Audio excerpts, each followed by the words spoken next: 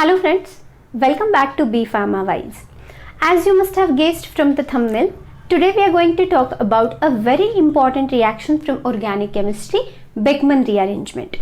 In Beckmann rearrangement, aromatic ketones get converted to N-substituted amides through the formation of ketoximes. So today we will discuss what is Beckmann rearrangement reaction and we will also discuss the mechanism in detail. So stay tuned.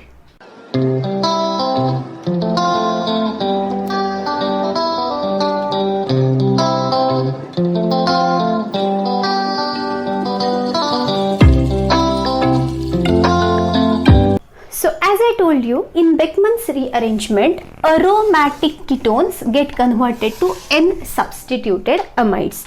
Now we will see how. First we will discuss what are aromatic ketones.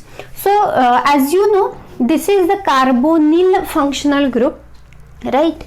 If you attach both aryl groups on either side of the carbonyl group, or if you attach one aryl and one alkyl group on either sides of carbonyl group, then this will be called as aromatic ketones.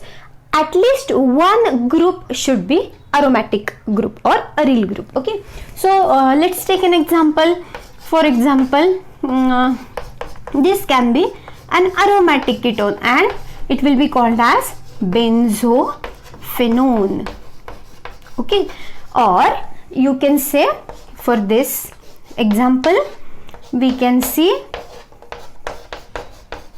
this can be an aromatic ketone and the name for this can be acetophenone.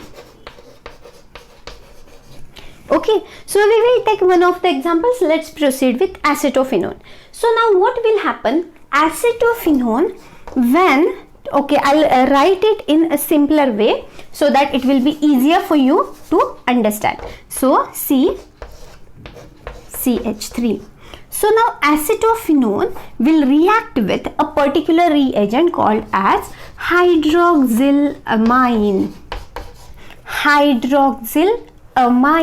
Okay, now it will react with hydroxylamine and it will lose a molecule of water.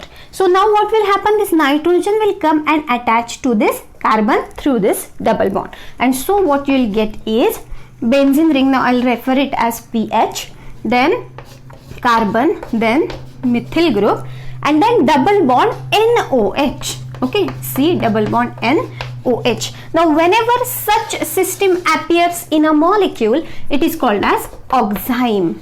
Okay, and as this oxime is produced from a ketone, it will be referred as ketoxime. Now this ketoxime will rearrange itself to give a N-substituted amide. Let us find out how. So now let's start discussing how the reaction actually happens. So let's take an example of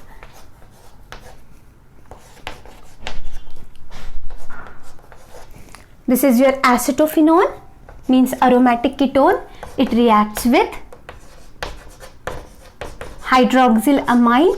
A molecule of water is lost and you will get PHC CH3 double bond NOH, which is nothing but ketoxime. Now this ketoxime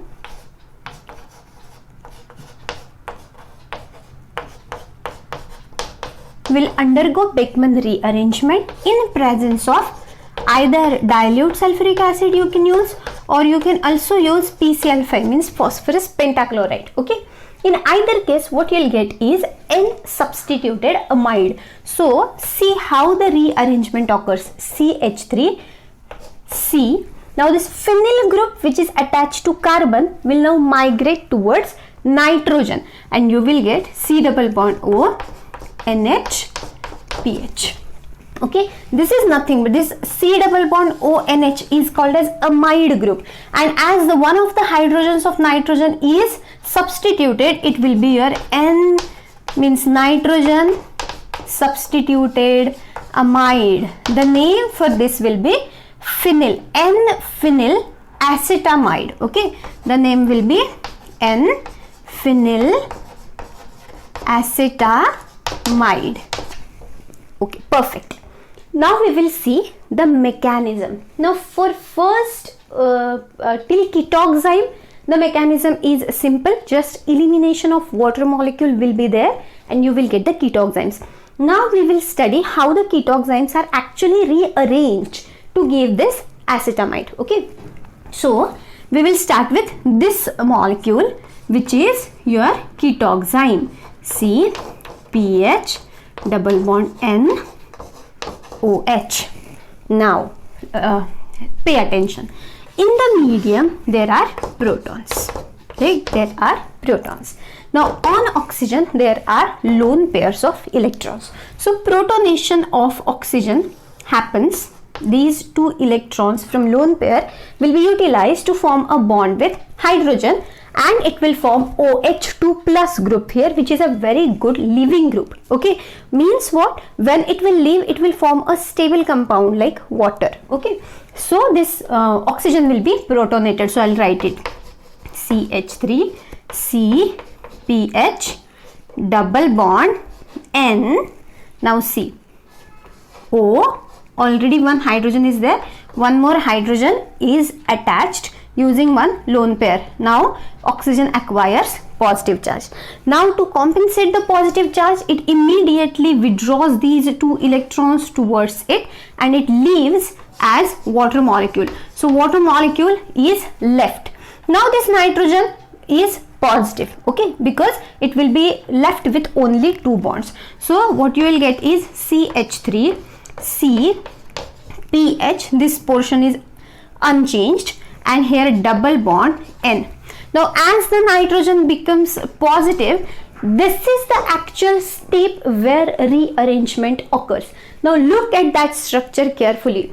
Now to compensate the positive charge over nitrogen, it needs to form a bond. Okay, it needs electrons. So this carbon will take these two electrons from phenyl group. Carbon will break the bond with phenyl group and these two electrons will be taken back by carbon and they will be used to form a triple bond with nitrogen. One more bond will be formed with nitrogen. Now what happens? This phenyl is with no one. It is attached with no one.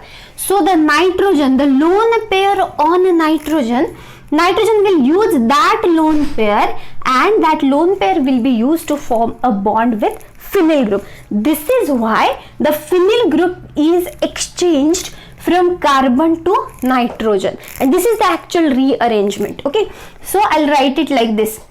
See what is happening. CH3, then here your carbon, then here carbon formed a triple bond using these two electrons with nitrogen, and nitrogen then used its lone pair to form a bond with phenyl group. Now in this process again what happened? Nitrogen has formed three bonds here and the lone pair on nitrogen is utilized to form a bond with phenyl group. So again nitrogen acquired positive charge. Now the problem with this structure is carbon is more electropositive than nitrogen. Okay, so carbon can hold the positive charge easily than nitrogen. So carbon will form a resonance structure with this one. So what it will do? It will use that one double bond or one of the bonds to give two electrons to nitrogen. And now what will happen? Carbon is there, only two bonds are remaining. These two electrons are utilized to form the lone pair on nitrogen and pH. Now nitrogen is stable but carbon became electron deficient. So electron deficient carbon or positively charged carbon is formed in these resonance structures. Now in next step what happens? There is water molecule in the medium, and you know water contains oxygen which has two lone pairs. So as soon as this oxygen sees a positively charged carbon, it will use two electrons from this lone pair and it will attack on that electron deficient carbon. So now what will happen? I'll write it here.